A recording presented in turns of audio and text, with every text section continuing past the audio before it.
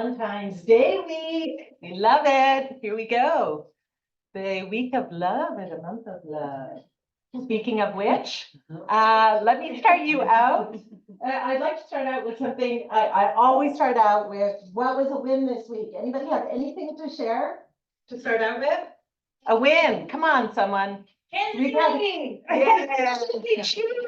Yes. Oh. I love that. Oh, not everyone feels the same way, unfortunately. Anyone else with a win? I passed half of my managing burgers this year. She passed half of her managing broker, but she's ready to go. Yeah. I had a Zoom listing presentation with a Windermere agent who is like the PR for her dad's estate who needs to sell a house in Plain, and impressed her good enough to get an in-person appointment today. So I'm really she's like a 12-person team and like has been doing this for like 40 years. So I mean, She's an agent with another office and she's hiring you. yeah, because there's a couple realtors in the family, so they decided to have a local person and be hands off. Oh, fabulous. Yeah. Congratulations. Yeah. That's amazing. Maybe you can share with us in another roundup how you did that. How that went, that interview. Yeah. Fantastic. And the Keller Williams Market Center also has some fantastic news. I'd like to introduce Luis Alvarez. He's a new agent with us, came over from another agency, and so we are so proud and happy to have you with us, Luis. And we welcome you to our KW family. And so then we're going to start with prime lending. Let's go. Hello, Michael, favorite Hello. person. Can you hear me? Yep. Is that Elk Rock new? Looks nice. That's from 2020. I need to get one this next year. Yeah, do better. Right. Do you like the background's okay? Elk or no? Elk. American elk? No, it's perfect. Okay, cool. No, so I'll keep it short and sweet. Have a buyer going after a short sale, which isn't hugely popular in today's market, but they do happen every once in a while. So I thought I'd talk a little bit about short sales since there's probably some people that are newer, some agents that are newer that haven't had a lot of experience with those. And if I can interject, in our meeting this morning, Ashley was like, anybody know about a short sale? Can we get some information? So there's a couple I of. had asked about it like a couple of days ago because I've got someone who's in the foreclosure status who wants to. So we really need some information on that. Okay, so I'll keep it short and not get too far into it, but the basics are when you get into a short sale, obviously you're selling the property for less than what you owe. And the only way that you can actually get approved to do that is by getting what's called the lien holder approval. So what that means, for those that don't know, is whoever has the loan against the property ultimately gets the final say as to what the purchase price can be. And that process could take 30 days, or it could take, I've had it to take as long as 2 years to get lien holder approval, depending on what it is. For a specific offer? Yeah, why so long? Well, so it depends on the specific lien holder. If it's a place like Wells Fargo, Chase, this was a little bit more popular back in like 2009, 10, 11, 12. We were doing a ton of them, and that's where you could see them taking a long time because I think their backlog was a lot longer. And then on top of that, just dealing with bigger corporations can take longer. If you deal with a servicer or a mortgage banker like what we are, it probably would take a little bit less time. And especially right now, the incentive to get an approval out because of where values are at. Really, I mean, at the end of the day, there shouldn't be, I mean, you know, people fall on hard times and such, but a short sale, maybe they get into it, zero down, and some other things happen. But right now, most people have some equity, so there should be some sort of way that people can get out of them. But if they don't know that, or they haven't talked to you guys, or they haven't talked to anybody, and they just go, well, I guess we're just going to let it go into foreclosure, and then the bank takes it back and does a short sale. They don't know what they don't know. So all that to say is basically how the process works is the listing agent takes the listing, and either it's on the listing agent, or a lot of people will hire what's called a short sale negotiator, and they'll represent kind of the listing side and the buyer's side, or they'll kind of be the mediator between the two. Well, they'll go in and they'll actually deal with the lien holder, the bank that holds the note, to figure out what the bottom line actually is. So there's nothing that the lender, me, can really do to speed up the process. There's really not a lot that you, the listing agent, can do to speed up the process. It really comes down to, I mean, you might be able to if you have a good relationship with the lien holder.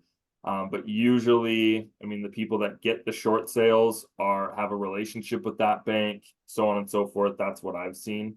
So that's all it is. There's really nothing else involved except getting lien holder approval. As soon as you have that and they say, yep, you're good, that's the price we want, and that's the offer that you get, then you can move forward like any other standard loan. It doesn't make any difference as far as that goes.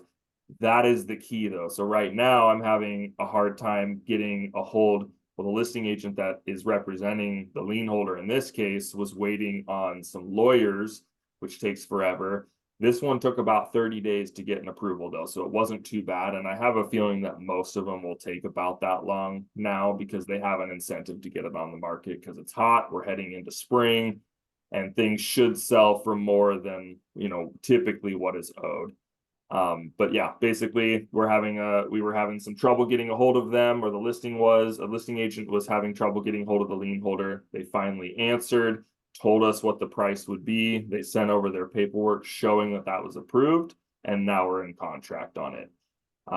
So that's really the gist of it. They're not as complicated as they sound to be, they might sound like. Foreclosure and short sale are two different things though. So if a property is in foreclosure, it usually has to go through that process first before it can be then listed. And if it's, if the bank is foreclosing on it and they send it to auction, that's a whole other ball game where you're dealing mostly with people with cash. I don't know if I've ever had a client with financing get a home under contract at an auction. Doesn't mean it can't happen, but it's very unlikely typically. But yeah, foreclosure and short sale are two different things entirely. Usually has to go through the foreclosure process first, then it goes into the short sale process. And at that point, once you have lien holder approval, it's like no other deal.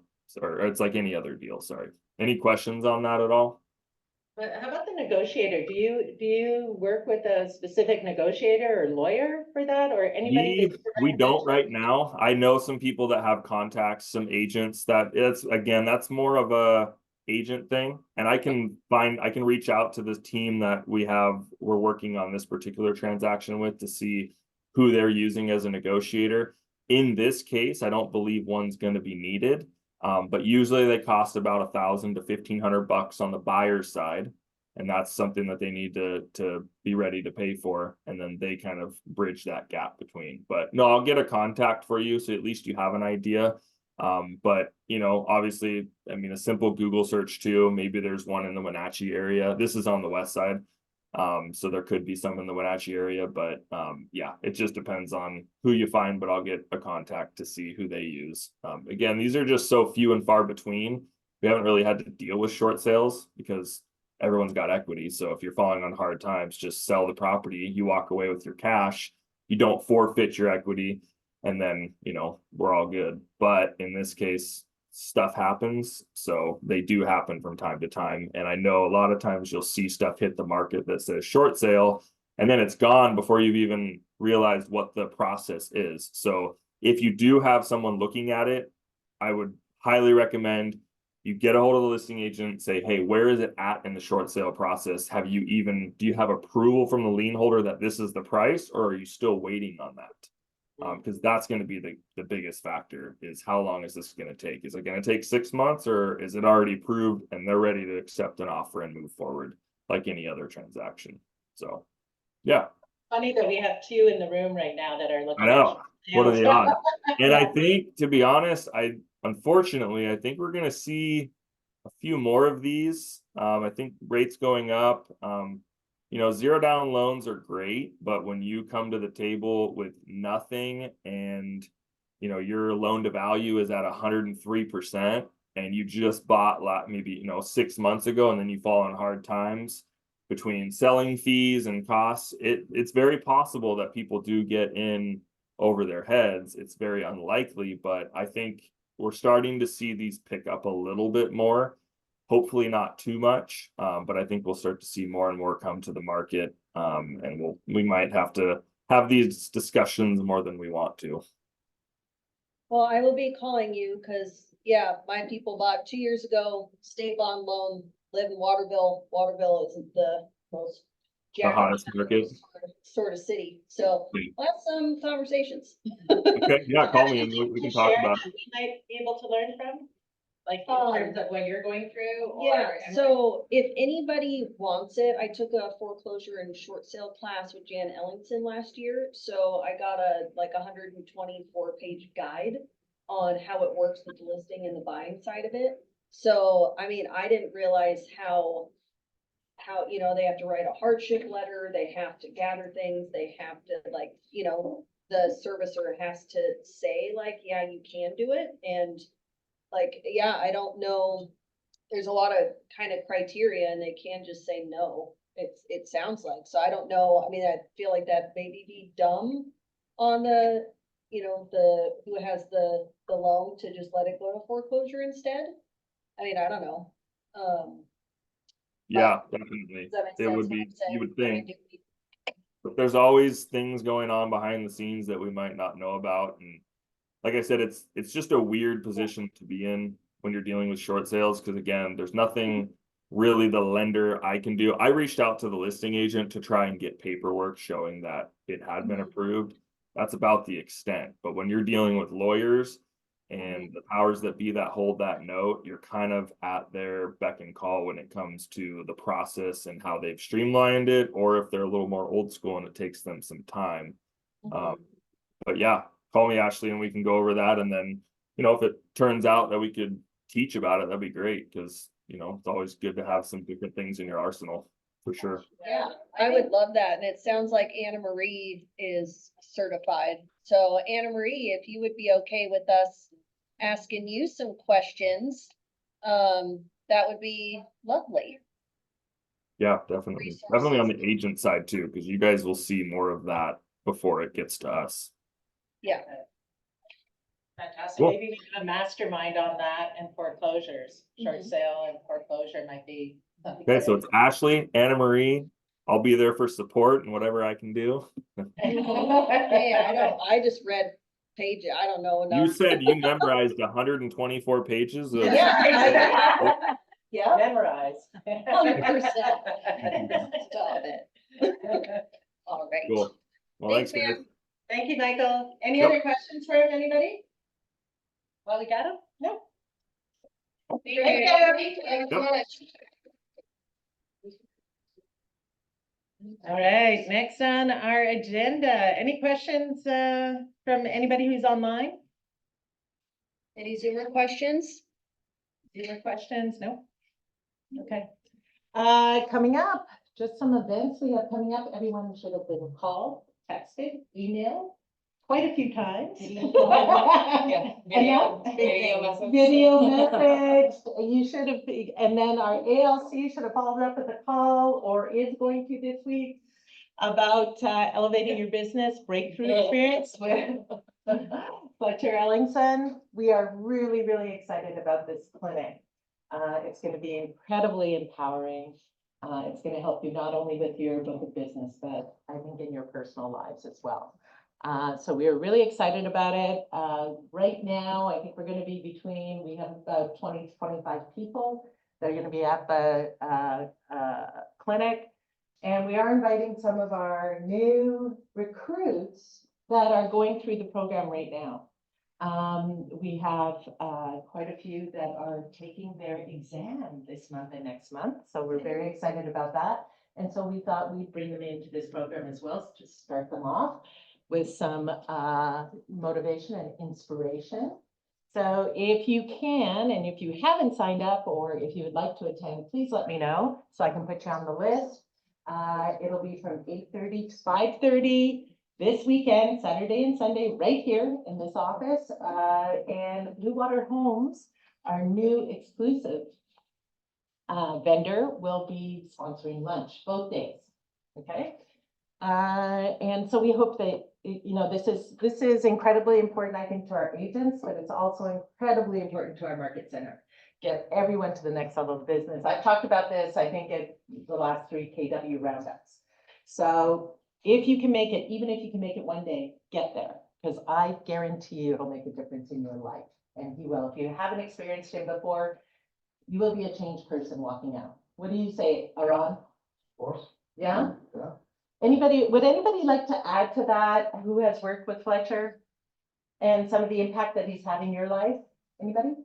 Luke and I coached with him for about a year, and there are still like little things and stuff that like, you know, like it made an impactful difference in my life and my perspective on my life, that I've really, really enjoyed.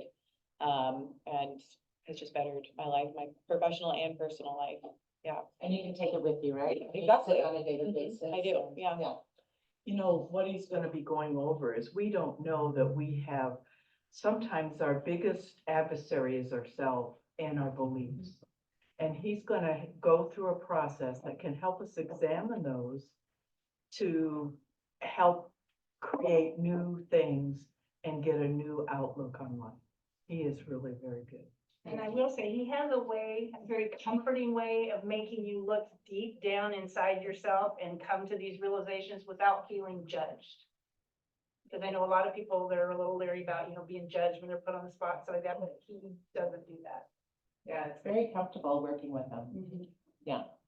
The way he kind of like reframes questions or thoughts, be like, damn I it. think the opportunity is actually learning from everyone in this room, everybody that attends. You are going to learn from life experience, and there's no better learning experience, I think, than from other people that have already gone through it or are struggling, or hearing other people's struggles, right? You sit there and you say, oh my gosh, yeah, exactly. I'm not alone. I'm not the only one, right?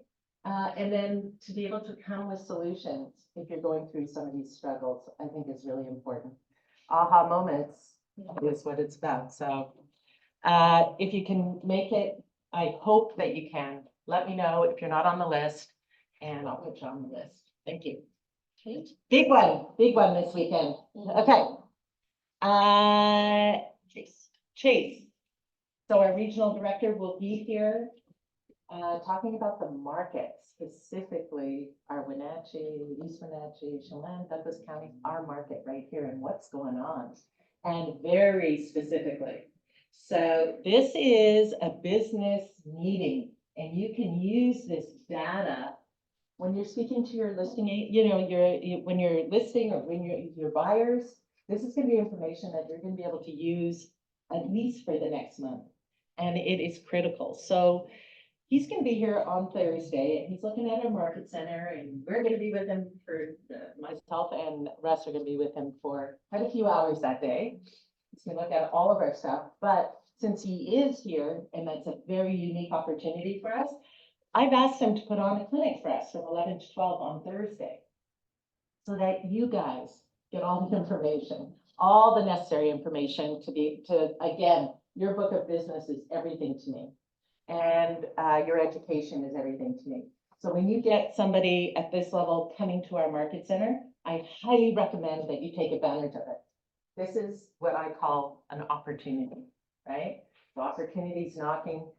See if you can make it 11 to 12. On And you're Thursday. coming for script practice with Sharon and Michael anyways at noon, so you might as well just be here an hour before. Exactly. Get a bunch of knowledge. So anybody who's on Boomtown, is using the leads and is signed up for Boomtown, you have to be here for the script practice on Thursday from 12 to 1. So we've strategically put this from 11 to 12 so you can be at both at the same time. Imagine that. And So, yeah. Go I ahead. keep interrupting. Go you. ahead. Good at that. Yeah. And if you go to our website, KWNCW.com, it's on the training calendar. There's a link at the top. You can add it to your Google Calendar and just hit the button. Right. So you have reminders. Okay. Great, thanks. So you're going to get a lot of valuable information from him. Statistics, which is like great when you're going to speak with your buyers or your sellers. So highly recommend it again. Trying to get some things for you guys out there, some information. Okay, Lots of stuff. We're good. Script practice, we just, so Julie Avril started script practice on Monday, right here. And we had one person show up, Kyle, and it was fantastic. They went back through their sphere, they made calls, it was energetic, exciting. And Kyle came out and said, oh my God, I've got 8 people I need to call, or I've got 10, and Julie was like, oh my gosh, I'm gonna call these 10 people back. They all have information that they want. So sometimes we forget that our own sphere is really important, right? But not only that, Julie does a fabulous job at bringing in scripts, practicing with you, going over what are you going to say. She actually called, they were here, she called Kyle a couple of times as a buyer or as a seller. And she was like, oh, I want to do this. And he was on his phone and they were going back and forth. So it was great. So lots of great practice. It's fun, it's energetic, and you'll learn a lot. So if you want to go back over it and create some energy and get back to your sphere and new ideas on scripts and different things that you can say. If you're stuck somewhere, it just kind of gives you energy to get back. So I highly recommend it. Monday and Wednesday. She started on Monday, 9 to 11. Again, it's for you. And it's an opportunity again for you. So take advantage of the opportunity. She's here. And she's been in the business a long time. Yes. So 20 lots years. of- yeah. Yes, lots 20 of years knowledge. she's been in the business. So Mhm. yeah, take advantage of you. And the other thing is, even if we have 1 or 2, that's one-on-one time. So we don't care. One person shows up, she's doing it. Okay, but it's opportunity for you. So take advantage. And to show how serious she is, if no one showed up, she would be doing it herself. Yeah, she would be doing it herself, right? Calling her sphere, calling people, she's doing it. So get into the habit, right? MREA 9 to 12, it says, right? You should be making calls from 9 to 12, just calls. Calling your You sphere, know, calling- off, so. Yeah. Well, we're starting. It's a start. You gotta start somewhere, right? And then how about, That's all we have. no, you had one more, right? What do I have? With, the dessert thing? That Are you gonna talk about that? totally, and I think Vanessa reminded me twice and that just completely went out of my brain. That's lovely. Let me just talk to Yeah, the. talk to everyone about that. That's great. So,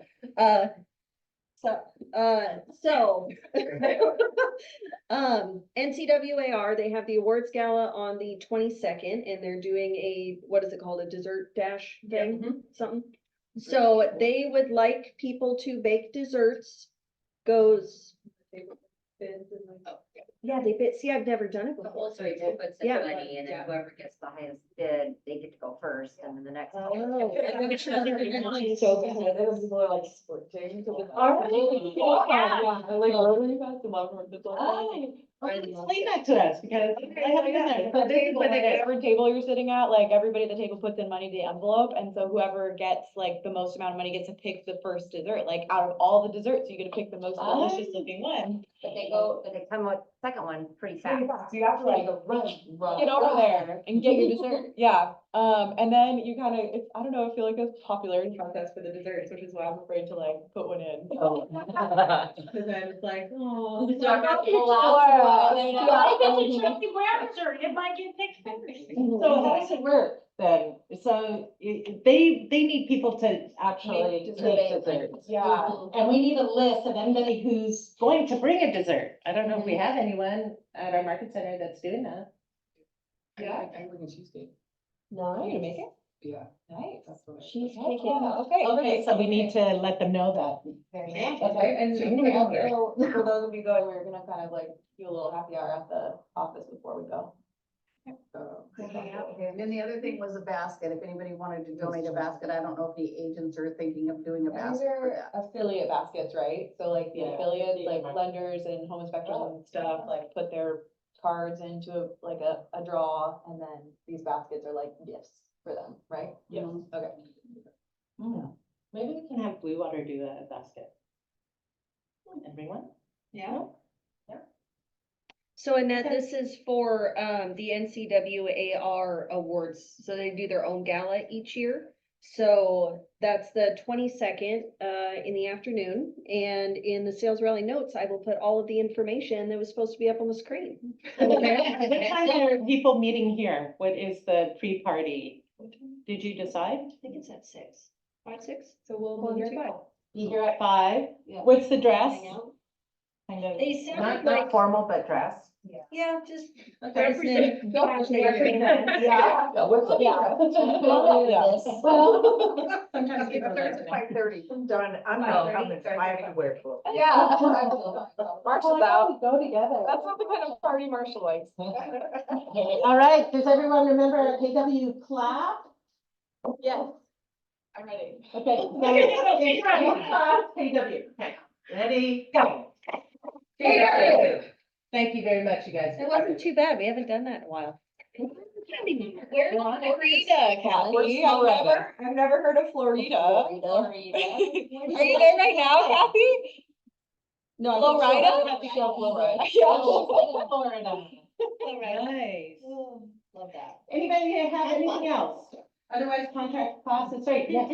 Oh, okay. I would just like to say, Seattle Home Show is coming up. Did you already talk about that? No, we didn't actually, yeah. And there is a couple of things that we can do is if we have any listings, Desiree is in charge of putting together like, you send her your flyer and then she'll give it to Russ and he'll get it laminated like 5 minutes before it starts.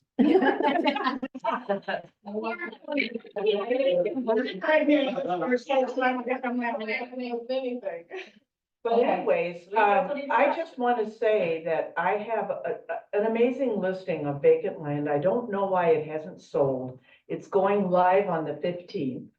I'm Where is gonna, it? I'm Is it gonna in talk Lansing? about it. It's at Majestic Heights. Oh, beautiful. It's the 5-acre one. It does not have a glorious view, but it will have a RV hookup with water spigot and power. And it's 225, and there's a large area to build. So you could have, I have a couple of people, like one guy, he just wants a man cave. All the women get together and go wine tasting and all that. They have a group of friends. And he just wanted to buy or build a large shop with an area in it where they can watch ball games and have a small kitchen and stuff like that. So this is and they don't care if you camp. So you can bring your RV, you can pitch a tent. It really, and you don't have to build within a certain amount of time. Where is it? Which one is it? E7. Yeah, E7, it's still Yeah. on the market. Yeah. Wow. But if you know of 5 anybody, acres? 5 acres? 5 acres, but it's maybe an acre and a half, 2 acres buildable area. And the rest of it is. And it's a group B water system. This is a private well? shared. Oh, that's the one that they Yes. dug and didn't work for. And it has 2 cisterns. Forest and- Service or anything? Is it back to public land at all? No, it's Okay. close. It's on the way up Across the street. to, oh, this shows you how ignorant I am. Upper Joe Creek Road, and it goes to that lake up in the back, up in that area. But it's not that far. I mean, it's just down the road from Tipsy Canyon. Yeah, just down the road, like you could walk there. I will. Yeah. You can walk there. Anyways, It's a beautiful spot, Majestic Heights. so if you know of anybody that is looking, that wants to, it's just a great deal. And they've added the RV pad with it has, the well is on that land. It is a shared well. And it has power to it, 2 cisterns, and it's a nice lot. I like it. What's the price on it? 225. God, it doesn't sound bad at all. No, Weird. with, Oh, Kathy well- wants you to send her the MLS. Who does? Kathy? Copy? tell her I will on the 15th. Oh, that's when you're listening. Yeah. Okay, so we've got maybe we should do that too in our KW Roundup, if anyone has listings that they want to speak of. But also, we were talking about trying to get the listings and all of that shared amongst all of our agents, so you can post it on your sites and stuff like that. You know, what KW has or what we have listed and. So was it listed before and then didn't sell? Gotcha. Yeah. Okay. Yeah, weird. Well, you'll just do a better job and then it will get sold in a week. So Kathy will have somebody buy it. Be great. Anything else, anybody else would like to add anything to this wonderful meeting? No, thank you. Thank you, Marcia. Marcia's Thank on you, for a everybody. contact class. Yeah, we'll have Marcia in minutes. She's coming. She's walking up. And it's on listings for vacant land. Setting them out as best practices. So, and all ties together. Okay, to meet your first roundup. Oh, I'm on here. I know. I have to warn you that I had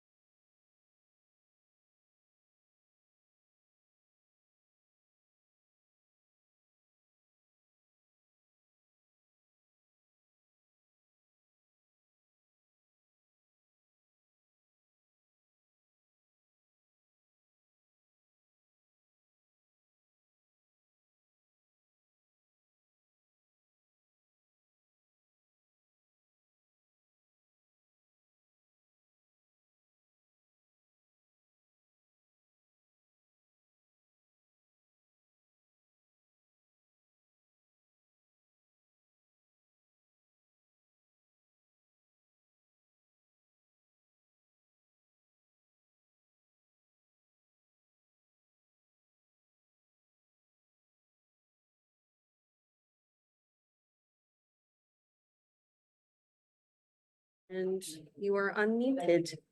wonderful. That, figuring it out within like 3 Okay, minutes, we're that- doing better. we are, you are doing that. It depends Um, on what mood the computer's in, to be honest, but thank you. Annette, can you hear me? Give me a, And if you wanna see her, just use your. Yes, I can. Yeah, and then you can do that. And are you Does. there? if she puts something in the chat. Yes, I heard you. Okay. Miss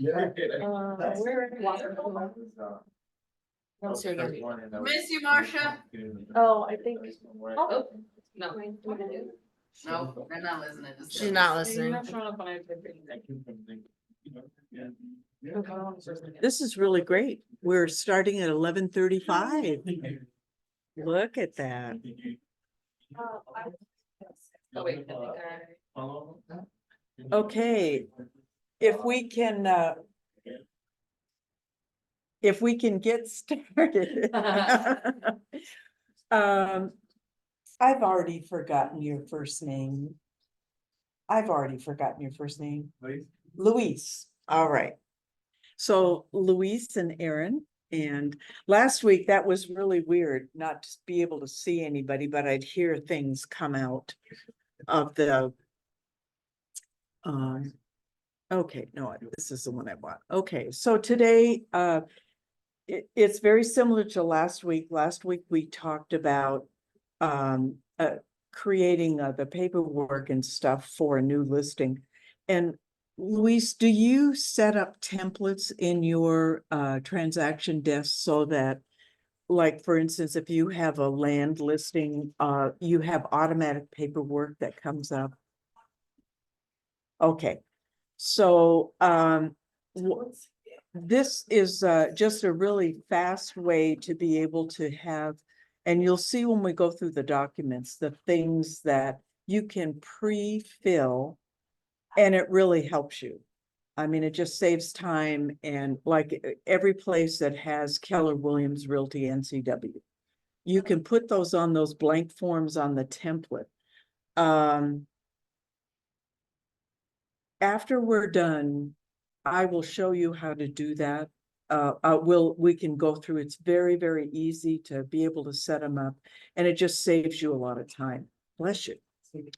So we're doing vacant land listings, and it is so interesting. Last week just seemed so dead. This week I have 2 that I'm going live on the 15th, and then I have 2 more next week that possibly 3. And I am not even actively soliciting it. So to me, it feels like the energy is getting, I'm seeing more offers, I'm seeing more mutuals, and to me, that's encouraging. I like to be able to see that. So this first handout, it just goes over when you get into the transaction desk, and I'll go over this and show you exactly how to set up a specific template so that every time you just name it Luis's vacant land, and then that way you know, and then what happens, this is all information on how to do it. And I went over that last week. I will cover that with you. And then these are all the forms that you can automatically put in there. Now, this is not 100% accurate, as far as there might be somebody will say, well, gee, what about this form, or what about that form? But these are the ones the majority of the time that you will use. So you will do your pamphlet. See, you recognize that right away. And that's something, again, we need to remind you that before you write an offer, before you write up a listing, then get their initials on this. Even if it's just a few minutes before, that part of it doesn't really matter, but that's a habit to get into. To the first time you go on a listing appointment, you talk about the brokerage in Washington, what the agency laws are, and then as soon as you can, then you get a license, an agreement to be able to list it. And many times that's all I put in at the very beginning.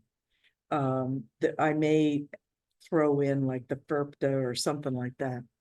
Then that gives you time to go back and then actually spend time on the listing and the listing input sheet. And that one is very, very important because that's what everybody sees.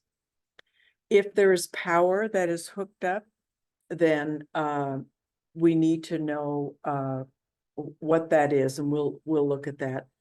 FERPTA and the 42 agency disclosure. The reason I put 42 in here is in the event that you are a dual agent, then this is a really good form to go back and have your seller sign it at the time when you are just before you're going to write an offer for a buyer. Now, have you ever done dual agency? I've been in the business for 13 years. I've never done it. I don't ever plan on it. I had one time we were selling property in Kodiak, and it's a real small community there. And so she said, do you mind? It was the most uncomfortable thing. I think I really didn't know her. I don't think I ever met her. It was all by phone. But it just, it was really uncomfortable because I didn't know what to say because I wasn't sure she's gonna say something to the other side. So if you never do that, that's okay. But just remember that if it's within our company, that makes Russ, whose listing it is, a dual agent. And so it's really important to be able to that they understand that. The seller disclosure is one that will talk about the unimproved property. And then if it is an estate sale, all you need to do in command is upload a blank sheet of paper and just say estate sale, no Form 17 needed. And then that way it won't delay you getting your check after a sale has closed. Form 18 and 19, I usually like to put those in there so that when you have your transaction filed for your contact, then when you fill out the questionnaire at the very beginning where it asks for the seller's name and address and cell phone and all that kind of stuff, and then you go back in there and you put in the listing number in the input sheet, then typically that will populate in that transaction. So that's a good thing to be able to do. We'll look at what are the things on the Form 18. Once you have a signed listing agreement, if you want to make any changes, you can use 18 or 19. Preferably 18 if you're majorly changing your listing agreement. 19 is like if you want to cancel it, or if you want to extend the listing date, or if you want to change the price or something like that. That's more universal usage on that. And then I added this. I didn't add it to the one last week. I added a Form 36. If you're representing a seller, then on your counteroffer, on all counteroffers, if you're issuing a counteroffer, there should be a paragraph. And this one is specifically from the seller to the buyer, which is why I put it in here and why it's really convenient for you to have it in your template. Before going further, especially Emily, are there any other documents that I'm missing here? This is vacant land. Yeah. If you think of something, speak up, and then I will give this. I have a Word document that it's easy for me to add to it. No, I think that's all. Okay. Yeah.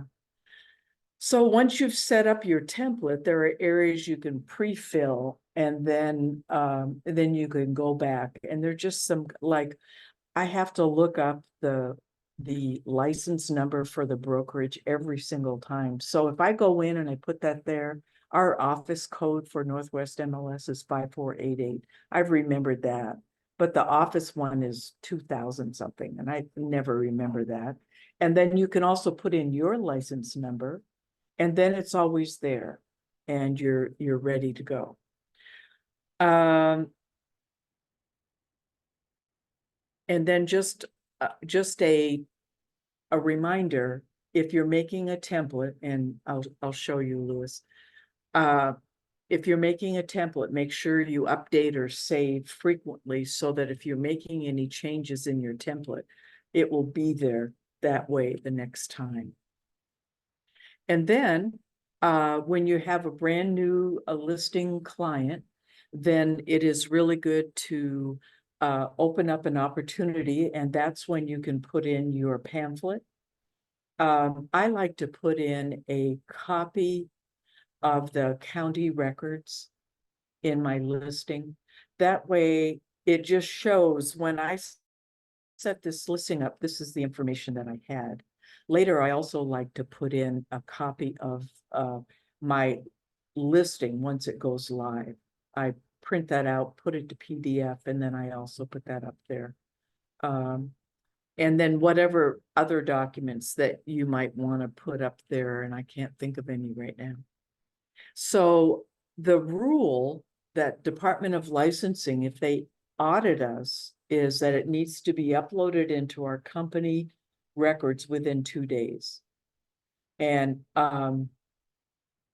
when I do compliance for all of the contracts, how long have you been a broker?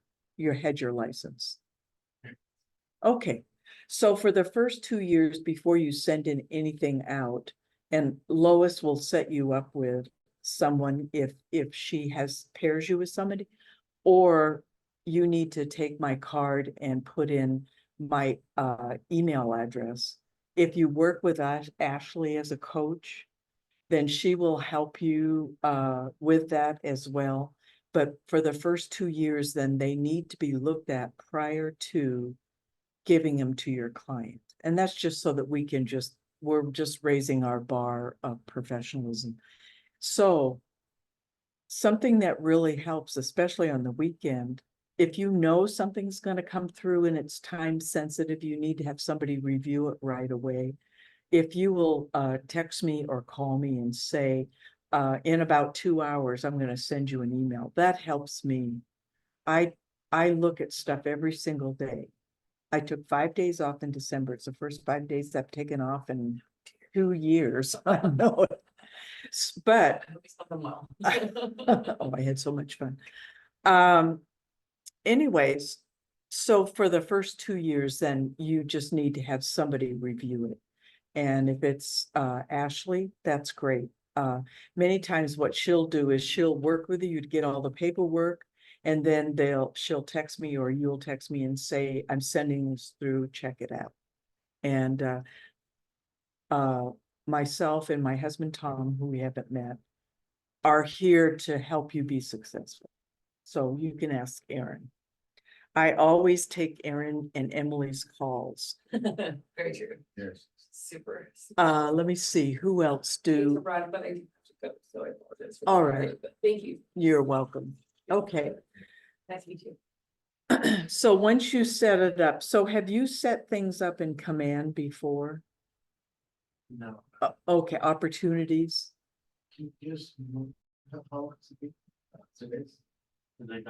Oh, so yeah, so Ashley will go through with you and help you to set that up. We have a computer system for the office and it's called Command. I am not an expert in Command because I have somebody do all my stuff. However, I get into Command and I look at all the documents. So once you put something in Command, it sends a notice to, there's about 4 of us, but I'm the primary one. I look at it, I go through, and I either approve it and occasionally return it. And return it is because there's information missing. Okay. So then once you go through that process and you complete it, it's happy and you want to upload it so that you can get a MLS number and everything. Ashley will help you with that as well. All right. So one of the things that I put here is as I'm going through my input sheet on the very first page, and I'll show this to you in just a minute, it will say preliminary title, yes or no.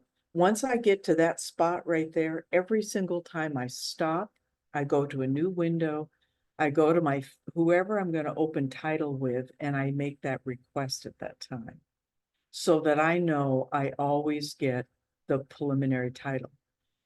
There are 2 reasons why you want to order a preliminary title. One of them is because embedded in it is your Exhibit A legal description. So you will want to get that. And I like to have my clients initial it. There are some in here that don't. They just put it and upload it into Command. When it goes into a contract, then it has to have all the signatures, both the buyer and the sellers. But that's a prompt that I use every time. If we go to our handout, then, and we take a look at that list of all the documents, then this is the new handout, which I really like. And right in here is a real great place to put your client's initials and date. So you were here long enough to see our old pamphlet, that 7-page thing that was just horrible. I really like this.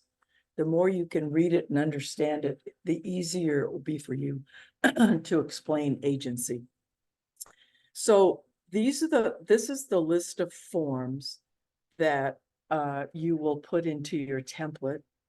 And then there are some areas, and I'm sorry, my computer is real glitchy and I couldn't change the font. So I'm not yelling. It just happened to be that way.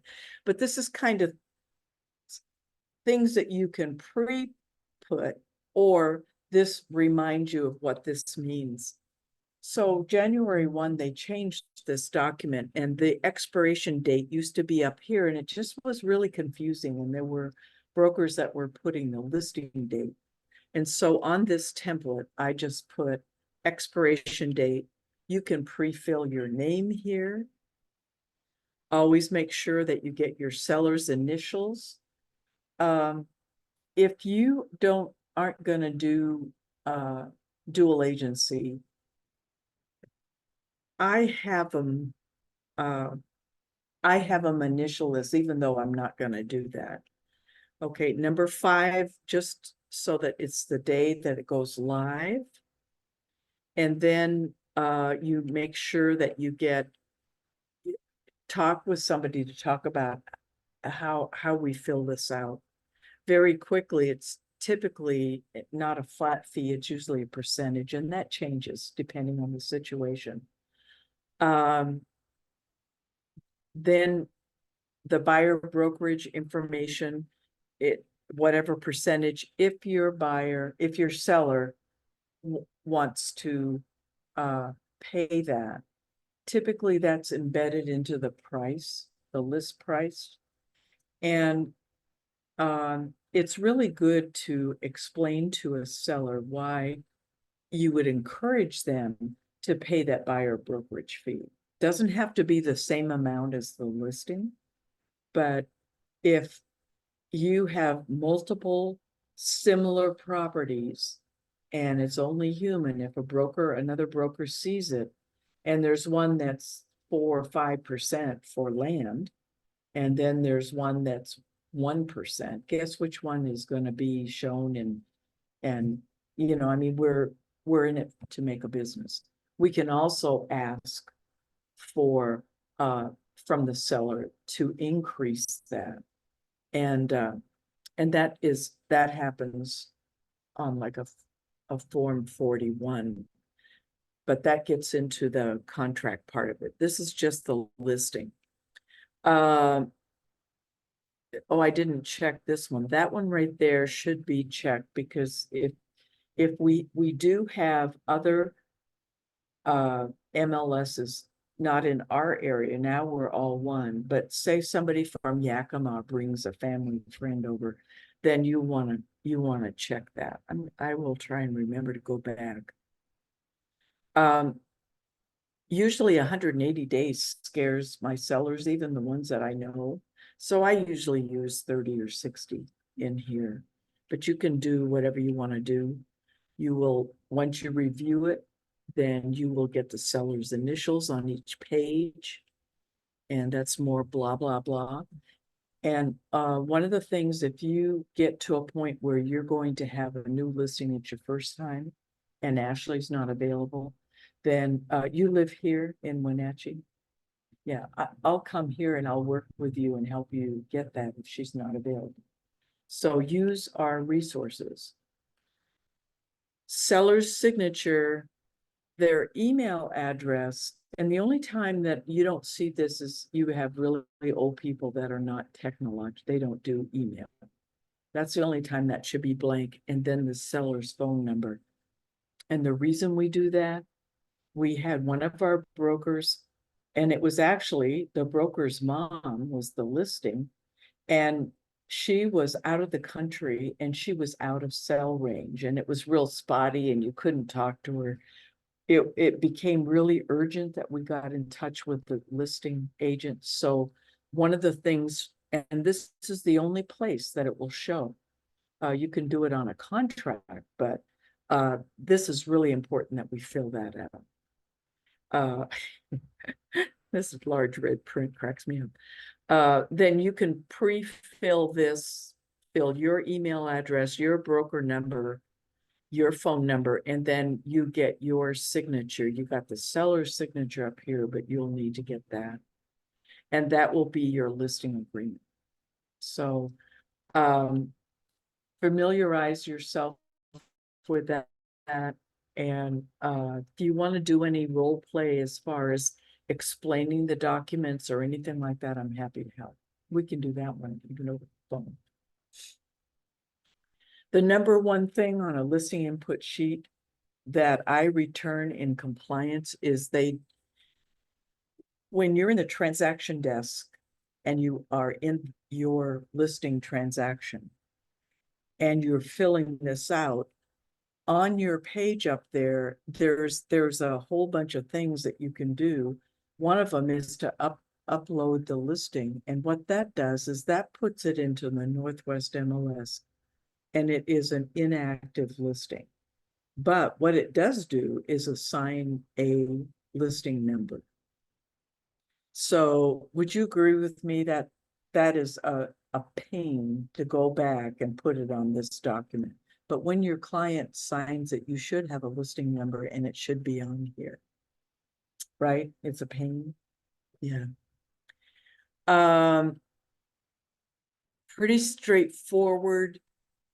Your zip code, and then this area is it goes into geographical areas, like Lake Chelan is 961.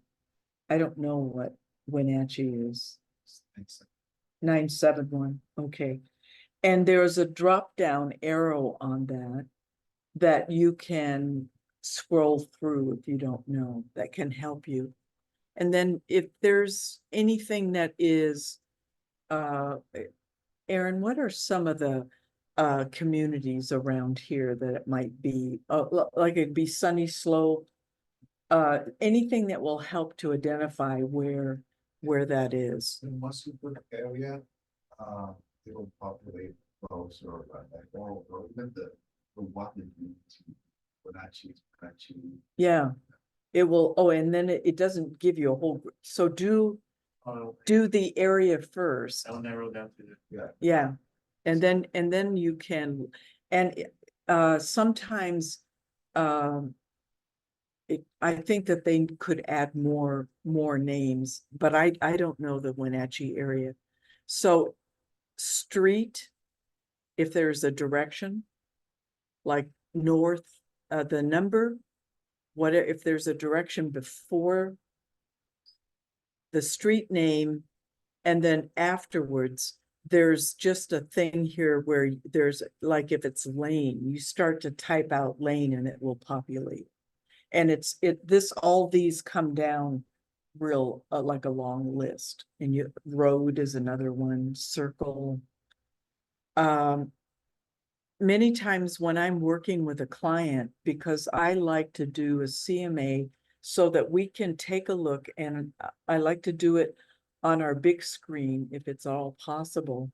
And then we can look at other vacant lands, we can look at other locations, and then together we can come up with a listing price. We can recommend a range, usually in a CMA, like this property that I just talked about this morning. I might do a range like 205 to 230.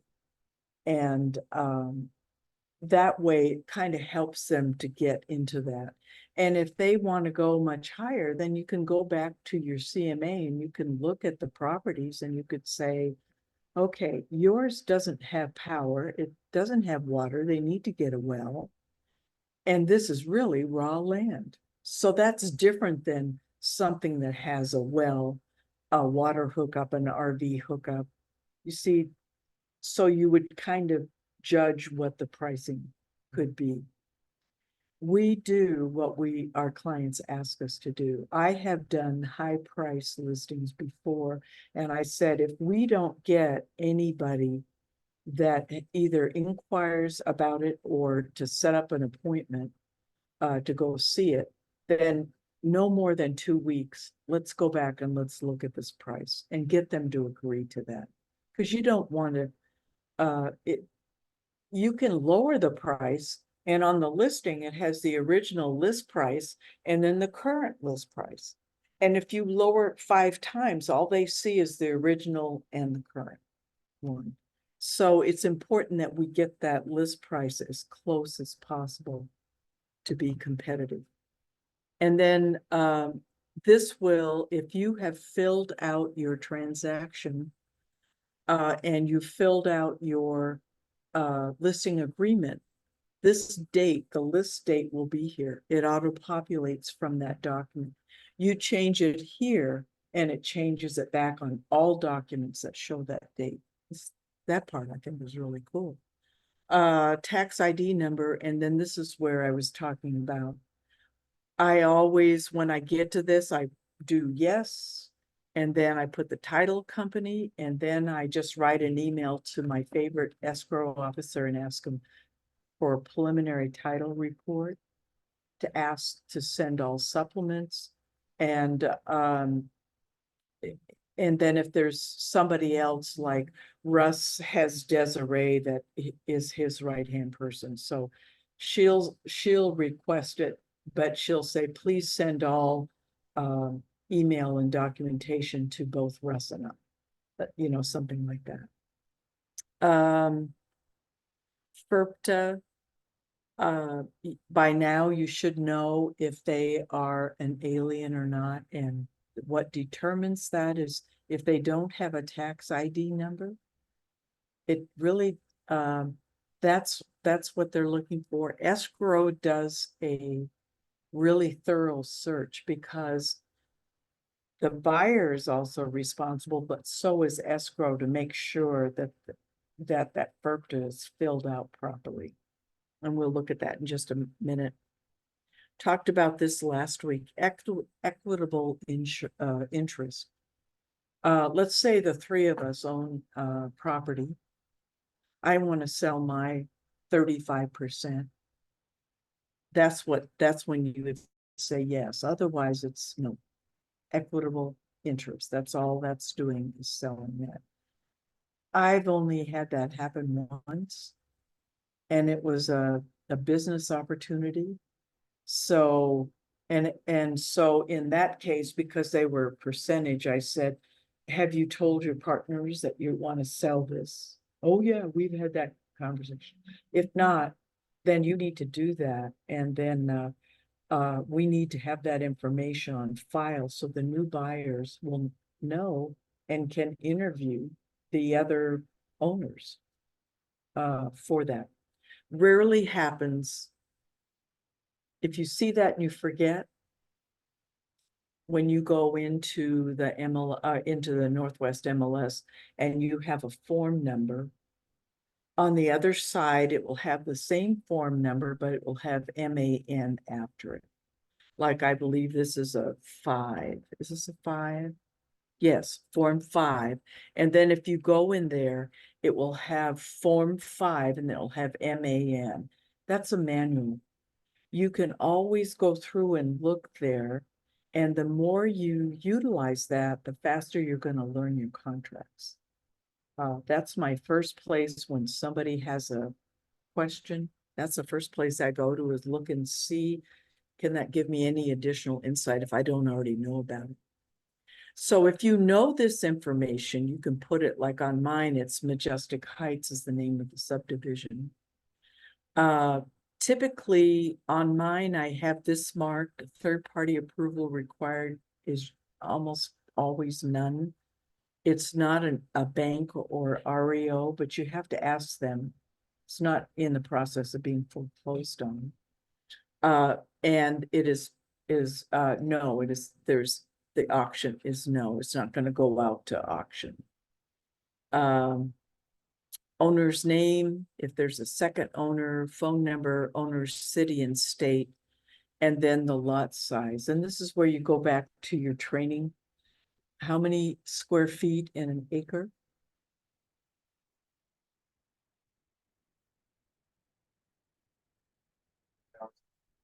No, it's 40, Yep, 45,000, right? no, Oh, 43. 43, oh my gosh, it's a lot. I know it. You need to 43,560. memorize, because if it's 1.2 acres, then you multiply 43,560. Yeah, then you multiply 1.2 times that, and you have to put the square feet. And what's really weird about that is in the listing, it will show the acres. I don't know why we can't just put that. Lot size is public records. We are held to the standards of an attorney, which scared the living daylights out of me when I first thought, oh my God. And so we want to always have the source of that knowledge be somebody else. So it's public records, owner, and give it to the owner. These are typically all yes. But this one right here is real interesting. About 3 months ago, somebody in class said they always check no. And the reason for that is when the listing comes up, Zillow will put a really low price on it, especially if it's a house. But land, they'll say, they'll go to like what you're being assessed, and they'll add a little bit to it, but it won't be right. So that one, I'll have to remember to go back and check that. Here the buyer brokerage compensation, I believe, autofills from your your listing agreement. And it's either percentage. Tail provision is that one where it shows 180 days on the listing agreement. And if you decide 30 days, if you bring a buyer and introduce it to the property, then 30 days after that, then technically, even though the listing's expired, it's possible you could get your commission.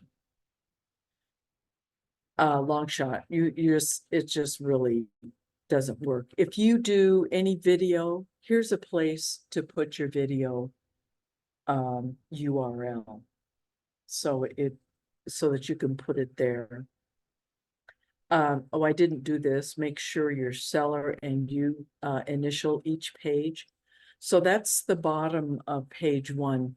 The top of page 2 is the second area that most people either are incomplete or forget.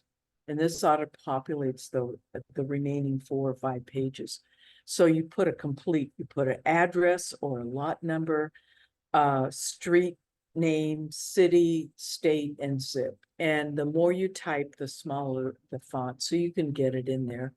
And then always make sure you put, this should auto-populate. I've never had any issues with it not doing that. This one right here is, maybe you have 5 20-acre lots that you're going to sell, and you list the main lot, preferably the one off the road. Then are there additional ones? This is a place for you to list them out. Your information, that code, Keller Williams, and I couldn't get all the name of it on there. Style code is if it's residence, which is typically what you do, it's either less than an acre or over an acre. If it's zone multifamily, commercial or industrial or recreational, typically you're going to use one of these 2 blocks right here. And CW Title does a property profile that's like the Chelan County profile. And I love what they do because they tell you in there what that area is zoned for. And I didn't realize that until I think just last week. So another reason to get a preliminary title report is, and the one that Russ really likes to use is CW title. And he either uses Deb Foltz or Amy, is it Tibbetts? Used to use. Did you like her? And like throughout planning on, when it gonna happen. Yeah, yeah, well, she is at CW now. And that's who I send my stuff to. She's great, responds fast. You usually get a preliminary report back within a day or two. So when you're filling out that, and you still haven't even gone over with the client yet, but they've signed your listing agreement, or they said, yeah, let's do this. Then that's why it's really important to email your escrow person right away, because by the time you do this, then you can come back and you can do over here what the zoning code is. Form 17, is it exempt, not provided, or provided? So it's either going to be exempt or provided. Short-term rental, I hardly ever get into that unless somebody asks me. Yeah, yeah, because the Chelan County has made it so difficult to get a license, and they only last for 1 year. It's ridiculous. They need to sue the pants off them because they are so holier than thou. Okay. Over here, most of the time you're going to just click residence. And it's the city or the county that does the jurisdiction, and whoever's helping you fill it out, they can tell you. There are maps that show what the zoning code is. That's why I really like to use the title, their profile, because then it tells me what they are. So then these are all information. If there are CC&Rs like the one I just did, there are CC&Rs, and you cannot have a manufactured home there. When I talked to the owner, I said, are you sure? They have some gorgeous ones, but I don't know that they could get around the corner to get up on top of where they're at anyways. But if there are no restrictions, that's really a good one. If it's raw land and they have a timber that either they lease out to somebody to cut, I have never used that, but that's what that's for. Possession is almost always on closing. And then any way that you can get them to call the listing office, so that you kind of know on vacant land who's going there and when. Then you can follow up and say, how is that showing? Do you have any feedback for me? That kind of a thing. Vacant land is real easy because there's no lockbox typically.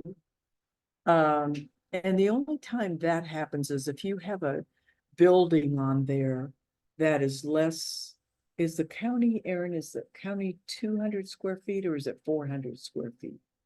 So if you have a shed, then that's not really, that's a vacant land.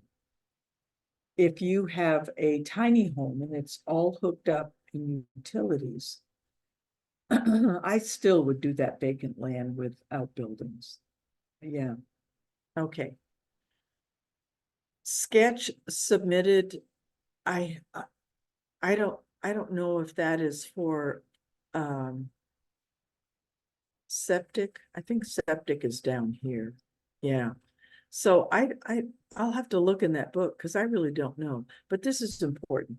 You go to your county, you look at the most, like the 2023 or 2024, and then you find out what are the taxes this year. It only accepts, there's no pennies, and that there are always pennies on the county. So just round it up to the next dollar. And it's an approximation. Find out, usually on your profile, it will show if there's a senior exemption. And that's when, if I own that property, and that's typically on a house, if I own that property and I'm almost 75, so I could get a senior exemption if I wanted to on my home. You can just ask them if they have one. If it's in an area where there's an HOA, are there any assessment fees coming down the road? Is there a major road renovation or anything like that? Huh? Impact fees, I've heard of those. It won't impact. Like, is it like the government's like the road? area? Yes, yes, that's exactly it. They're making you put curbs and gutter or hook up to the septic or sewer. Yeah. Yeah. Potential terms, typically I put cash out and conventional, and then I always ask on land. I always ask, you have a greater chance of selling this. Are you interested at all in owner financing? And that's a discussion in itself. And I'm happy to spend time with you on that. But that is another way to be able to get somebody maybe with not so great credit. Typically, when you go to, we have a couple of lenders that do land. I believe People's Bank does here in town. And I forget her name. Tom knows it. And then we also have a company out of Oregon that does land deals. And typically it's 25 or 30% down. And then for owner carryback, you take a look at the current rates. So the current rate's around 6%. So you ask them, do you want to give them a good deal or do you want to get like 7%?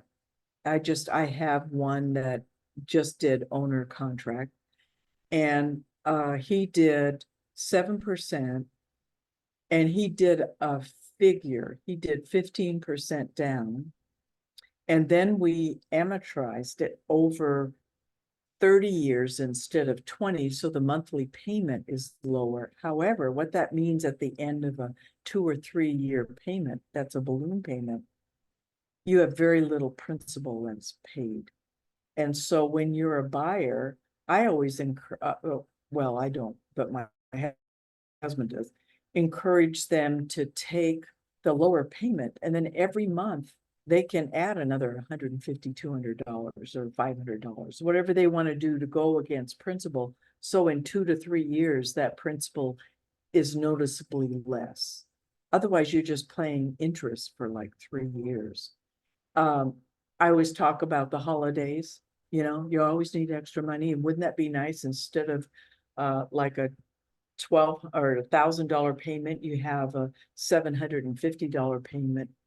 And then you can always add every month, you can just add extra to go to the principal. Term remarks, if you do owner financing, I put those in the broker remarks. You want them to initial it, your seller or sellers, and then you do every page. This will auto-populate from page 2, your lag number will come forward, and then you just go through and you fill this out. Let me see. I just did one where they had handicap accessibility. Only we're not supposed to call it handicap, just accessibility. And it was the clubhouse. It wasn't the property, but you had a clubhouse included. And so then there's like a 4 or 5 page thing that you just fill out. You just check a bunch of boxes, go over it with your seller, have them sign it. And if you say that it is accessible, which is down here, whoops, I missed it. And where did it go? No. All right.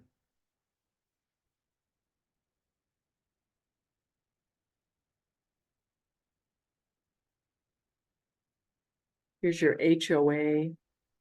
And what does that include?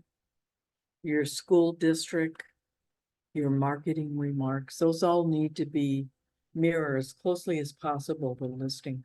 Once you upload this document and you get a listing number and you make changes on Northwest MLS, you have to go back here and make those changes. Maybe they edit it. They want you to say RV pad by closing, or they want you to add something. Then as close as you can. Confidential remarks are not public remarks, but in here I always put something where I've opened escrow. So escrow is a preliminary title from CW Title, escrow officer Amy Tibbetts. And then if it's owner finance, then I'll say owner financing requesting 15,000 down, 7% interest, amortized over 30 years, and the monthly payment is approximate. And then that's where you would put that information. It's important to say how to get to it, especially land, and initial and date it. Another document that is in that list of documents is the FERPTA, and that is the alien. This is the one place right here. It's almost, if I send it back, it's because that's not checked, and I apologize, but I am the seller of real property at, and then here's the address. And then make sure it's either I am a non-resident alien or I am not. And it's a double negative. I hate that, but that's the way they do it. On your template, you can just in small non-red font and ink, you can just put, I just put the X's for the Social Security. And when I go over it with my client, I say escrow will take care of that. These are public record documents and we don't want anybody's Social Security number in there. If they don't live at this address, which on listing land, they won't, what is the address where escrow could overnight them a package for signing or documents? It cannot be a PO box. So it needs to be a physical address someplace else. And then there's signers. Actually, typically, I don't know that a FERPTA is required on vacant land. But I always put it in there. I'd rather do it. And this part is only filled out if the seller is a non-alien. And that's the only time you should see anything here. Sometimes what I like to do and what other brokers do is they'll have their buyers initial it up here when it comes in the offer. And that's just to show that they have, yes. If there's power or any utilities, then remember, this is a listing, and so we don't know when a purchase and sale agreement is going to be dated, and we don't know the buyer's name. That's always left blank, but you can upload it to your associated docs. And then in my template, almost always there's power on land that I either use this or I don't, and it's usually power. Sometimes it is a water district. I was just trying to think of any other. Here's the water district up here. If it has a sewer connection at the some lots will have water, power, and sewer in the city limits. But you're a builder, you don't, this is the only one on land that I ever worry about. And then you have them initial and date it. The disclosure form, you're going to put your seller's name, and then you're going to put the address. And if it doesn't have a legal address, then you can attach an exhibit A, which is your legal description. Okay. It is really important when you do seller disclosure that they understand two things. Every line that has check boxes needs to have a box checked, even if it's NA. There's an exception to that. If they go over and it's a house and they do lead painting and they don't check the NA, I don't, and that's the only box over there. I don't care about that. But it's really important that we check, is this seller there or not? You do not fill this out for them. However you do, it doesn't hurt. Like, if you were one of my clients, I'd say, okay, so let me just give you an example. Do you have legal authority to sell the property? If no, please explain. So 99.999% of the time it's yes. Okay. Then it's important. Do they have somebody that they've told, before I sell it, I'll let you have an opportunity to buy it at the price we're going to list it at? That's first right of refusal. If that's a yes, do you see this asterisk right here? It's really important on page 5 that they list out who are the people. And they can put like my neighbor to the north, or they don't have to list somebody's name, my nephew, my brother-in-law, whatever. Right now, does it have an option on it for somebody to buy it? And the reason that's important is because if you truly do an option agreement properly, then you, as the seller, you go to the county and you record that against that tax parcel number.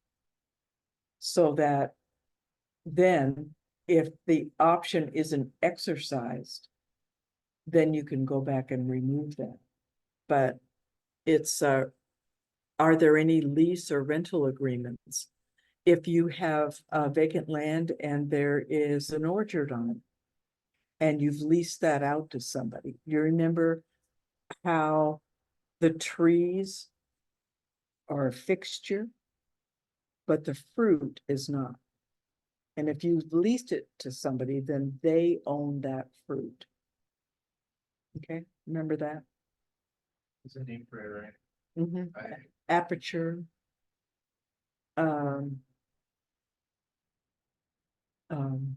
Like doctrine. Anyways, if there's any lease on the land, and this part of it, you kind of want to go through and make sure with them that there's no first right of refusal, you have no option, you're not leasing it, and most importantly, a life estate. Oh, sorry. Oh,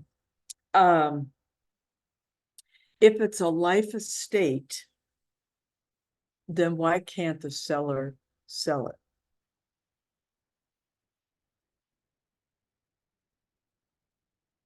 Yeah. So if I give you that, as long as you're alive, you can have that property, and that's a life estate, and as soon as you die, then I have control over it. Does that make sense? Yeah. Okay. So any of these that have an asterisk, and first of all, if they don't know or it's not applicable, just kind of help them with that, not answer the questions for them, but I just like to kind of go through there. And then I just say, I print it out for them and I give it to them. And I always thought it'd be really cool to have order like rulers. We never use a ruler anymore. It'd be really cool to have a ruler with Keller Williams Realty, North Central Washington, Marsha Brasher, managing broker. But anyways, I literally say, here's a line, make sure you've got something checked over here. And then I give it to them. And then if they have any questions, they can call me. And then their initials and date on the bottom of every page except for 5. And page 5 is special because they're going to come in here. Other conditions or defects are there existing material defects affecting the property. It'll be either a yes or no. uh, we were gonna list this property, it was over by Chelan Cellars. And they were gonna do a development. And we got to that and the guy said, should I disclose that in this gully over here that's now like this, that's all garbage underneath that? That's a material fact. I would say yes. You know, and so we got into this and then we realized, and when we talked to the owner of the land about it, said, who told you that? I mean, like he wasn't gonna say, can you imagine buying several hundred acres and then finding out you've got a land dump on there? You know, whatever. Anyways, I'm going way too long. They're going to say yes or no. And they're not gonna, if they don't know, or if NA, then you need to have a conversation with them on this one. They're gonna sign it and date it, and then right here, you list out like one B.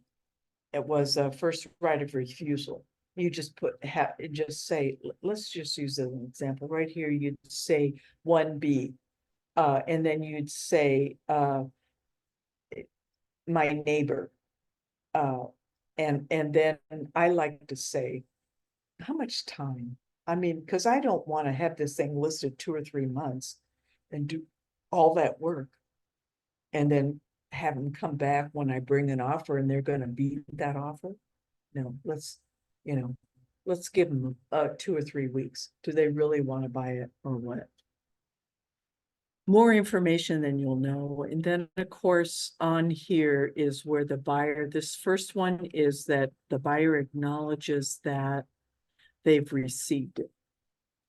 The second one is if you don't want anything in the way, then they're waiving their right to revoke the offer because of this form. And waiver of right to receive a completed disclosure. On this one, I've had it where this was the only page that they signed, and then they had the seller's initials on it, and I went back and I said, please submit the entire form. But I've only seen that once. That's not a... Okay. I'm just like a fire hose here. I'm sorry. So if you're going to change the listing agreement and they've already signed it, then there's a date on it. And then fill that out. Oh, I didn't put here the listing firm. And then the listing number, because you have to know what the listing number is commonly known as in the street address. And these are the things that you can do on this one. You can extend it, you can change it here on the list price. You can do add another broker. Say maybe I know that Aaron's gonna go on a 6-week cruise with his wife and family. Then he's gonna come to me and say, I'm gonna be gone and out of the country. So I would like to have Luis step in. Would that be okay? And this is the form, and that's how you would do that. In here, if you are going to do a dual agency, this is one place that you can do it, where you get their permission from the sellers, or any other thing. Then their signature, your signature, and the name of the firm. 19 is the most popular one. This one does not auto-populate the area. Wenatchee, you said, was 971. But if you click on that and you fill this out someplace else, you drop it down, it will say where the area is. So why they don't populate that, I don't, that's just crazy. Also, the listing number a lot of times isn't put on there. The address, the seller, the firm's name, and their telephone numbers, your name, your lag number, blah, blah, blah. So the only thing to really know is that you're going to do these kinds of things to change the listing. And like, for example, right here, if you want to change the percentage amount on the buyer brokerage firm, changes require the seller, the designated broker or branch manager, as well as your broker. So down here would be your seller's initials, the broker initials, and in this case, Russ. When he's not here, then occasionally I'll sign it. But that's what this form is for. Last one. So if you have this in your template, then if you get an offer and you don't sign it 100%, I mean, you don't agree with everything, you want to do a counter offer. And then I won't go into that, but you need to make sure you've got the offers dated, the address. This is a tricky form. It's like a Valentine. Did you ever do Valentine? Maybe they didn't do that with you in school, where you filled one out for everybody in your first or second grade. Okay. Who are you sending it to? That's the first line. And because you're representing the seller, you're putting the buyer's name here, and over here, you're putting your seller's name. And then you're making your changes. This is a phrase that Russ wants us to put on everyone if we are countering the original offer. This counteroffer addendum takes precedent or supersedes any conflict or ambiguity in the original purchase and sale agreement. This is what somebody representing a seller sends it back to the buyer. There is a different verbiage if you are representing the buyer and you're countering what they sent you. And that's a whole nother thing. And I would like to get into that, but I won't keep your time on that. We could do that as a special. And Ashley is very versed in this. And your sellers sign here. This is what is this counteroffer. All terms and conditions of the above offer are incorporated by reference through fully set forth. That just means you're going to put this on top. And if you say a different price, for example, say they offered for your land $205,000, and you've already predetermined as a seller, you're not going to let it go any lower than 205 because you've got closing costs, you've got commissions, and maybe there's a small loan that's going to be paid off, and you want to have a certain amount left over. What is going to be your net? Then here's the price. One thing that we really teach is the contract, the original offer. You can put C counter offer, but a lot of brokers like to redline or mark through it and then type in the new amount. Attorneys love that because they can argue about it because it's not clear. Here it's clear. You've got the purchase price. This is what we're offering. If they sign it down here, no matter what they put on the offer, if the buyers come and sign it here, that's what it is. And this dictates it. If, for instance, they asked for 3% of the value of the property to go against their loan, then the way that we would write this is we would reference Form 22A, and that's a financing addendum. And that would be page 2, item 3. Have I done this a few times? And it's seller closing costs. That's the place where you ask them to help out. And maybe they want 3%. Well, let's say our seller isn't going to do anything. VA is the only exception. If the seller accepts a VA loan, then there are certain closing costs that they have to pay. The seller, the buyer cannot pay them. So then you would just write a new paragraph and you would put a number 1, reference the form, and we'll give you all that verbiage. And then just say, change to read, line, whatever line that is, 40 something, I think. That's really scary. And then just say change to read 1.5%. Maybe the seller will agree to that. Or maybe they will do $1,500 and that's it. So then you would strike out what the request was and then change to read and then whatever the new one is. Lot to learn, huh? Yeah, The good thing is, actually, most of these things I've already done. wonderful. That's fabulous. So. So I hope I didn't give you more information than you needed, but in the notes today, I'll send out that form. And so Annette, if you're still on here, let me just check. I think it's just us. If you're still there, then we're signing off, and I'm going to show Louis how to go to and set up a template.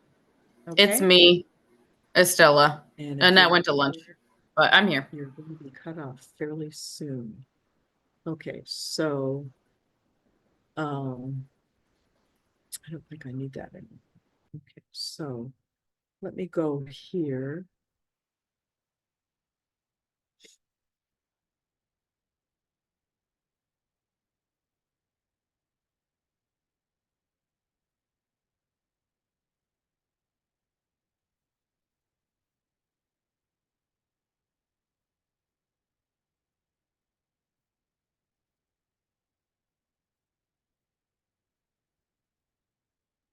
Tom teases me. He says that's the longest password known to mankind.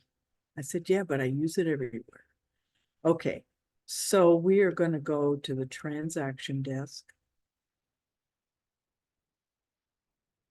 Oh, let me see if I can find that other form. Let me pull that up.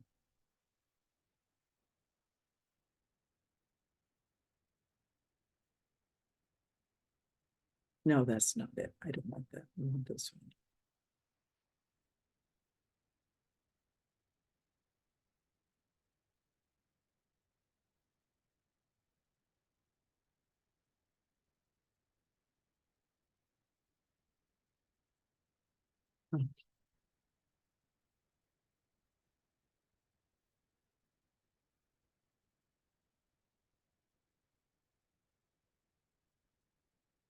Okay, so we have our transaction. I've signed in, and from here I just hit the transaction. And then what happens is we're going to do a template. So along here, right here, it says templates. And then you do transaction templates. And then you're going to add. And it's going to be, is that how you spell it? Whoops. Okay. My computer is.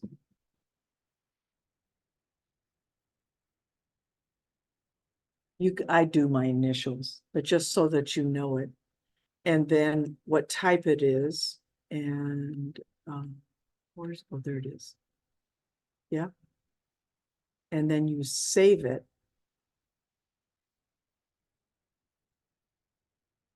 Okay, so now we are in Lewis's vacant land template. And you see this update button right here. Whenever you make a change, you just come back. So in here, the very next thing you do is you go to forms, and we're going to add. And let's see if I can do this and just impress you with my skills, which are not that great.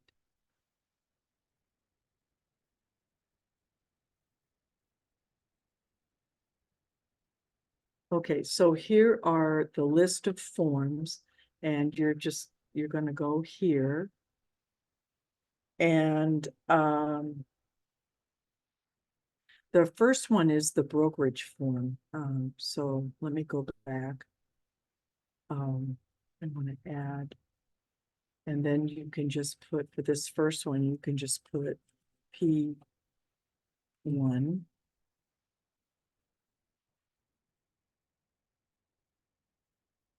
Maybe there's no space there. Let's try that. Right here. Then you're going to check that and you're going to add it. And the reason for that is because then when you do the other forms, they all come up in one location. And then it's just a habit. I like to get into it. I'm going to add some more forms. And then I go down here, I put 1A, I click that one, I go down, the next one is 5. And this is vacant land. This ULS, if you have a buyer and they say to you, you know, this used to be listed, but it's not anymore. Then what I like to do is I like to look and find it as an expired or canceled listing. And then call that broker and say, I have a buyer that's interested in that. Is your seller interested in receiving an offer even though it's not listed? And so that's when you'd use that ULS, unlisted sale is what that stands for. And then next is 22K.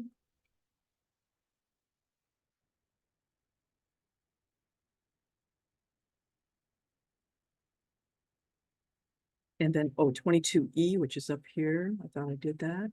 Anyways, and then you just go through. Yes, thank you, Erin. Then you just go through and you add all these templates and then you update it.